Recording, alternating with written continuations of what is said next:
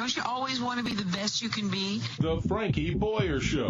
What is this? It's more than a lifestyle show. It's a show about living in today's world. I think something is happening. Frankie enthusiastically brings an amazing eclectic mix to the airwaves. You got that right. One of the reasons she's earned legions of loyal fans is very simple. When you listen to the Frankie Boyer Show, you just never know what's going to happen next. So listen for yourself. Here is Frankie Boyer. And welcome. Hi, everybody. It is Frankie Boyer. Glad to have you with us right here on Biz Talk Radio. That's biztalkradio.com, frankieboyer.com. And so how many of you think we've been told that we need 8 hours of sleep every single night to lose weight, to have cognitive patterns improve, that life will be better? 8 hours has been the golden rule. Well, some new studies are now looking that maybe, wait a minute, you may not need that 8 hours after all. Maybe 7 is the optimal amount of hours for sleep. So 8 could be too much.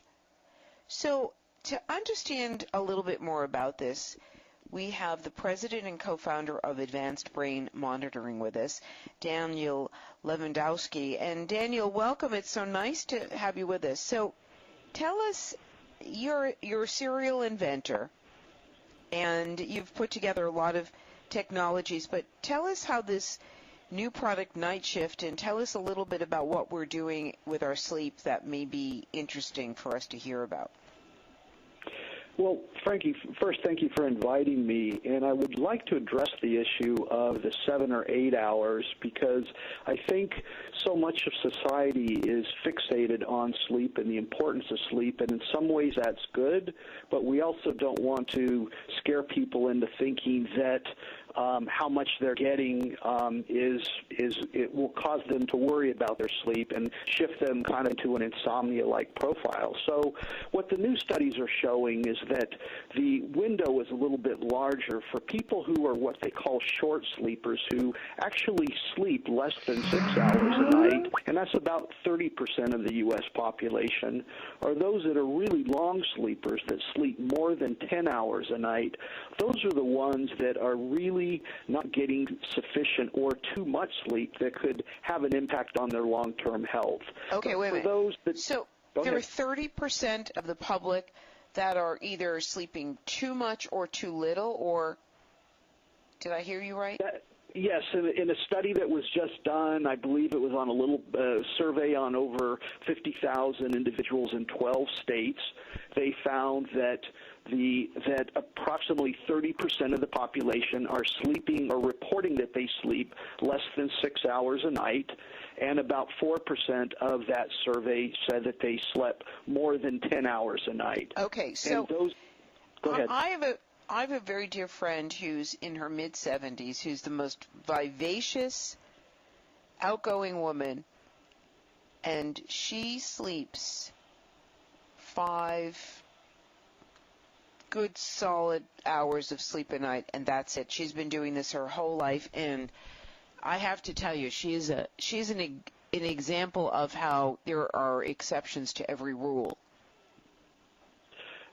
And you're correct, and I would. The literature also suggests that as we get older, we do sleep less. So this rule of thumb that I was talking about was across a wide variety of people, but it is known that as we age, we sleep less. So I think the example that you made of your friend fits what we know about sleep and the need for sleep as we age over time. But in general, we'll talk about the parents, the working population, that 6-hour, 10-hour number is more about those that we'll say that are living active lifestyles and, would be worrying about is the challenges of what I'm trying to get through in my day. Absolutely. Putting too much of a burden and affecting my long-term health.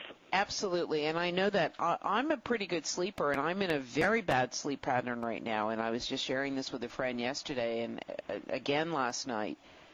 I've been popping up wide awake between 2 and 3 in the morning, and then, it's taking me hours to get back to sleep. So my sleep pattern has changed radically in the past week.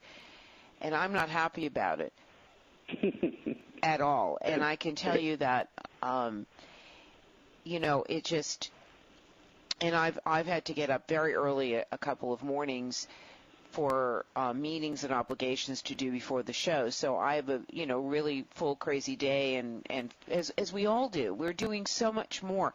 So the question becomes, Daniel, is this affecting our sleep patterns as well? Because we're 24/7. So I think when we talk about sleep, it's important to not only talk about quantity, but also quality.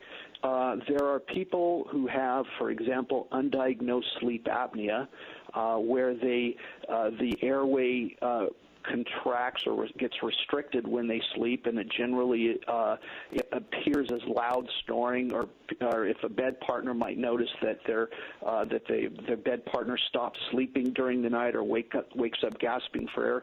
If you have sleep apnea, you may be in bed and attempting to sleep, we'll say, the entire night, but your sleep may be interrupted 20 or 30 or 40 times per hour as you keep having these events. So one of the things that I find interesting is what we all have is what we call sleep amnesia.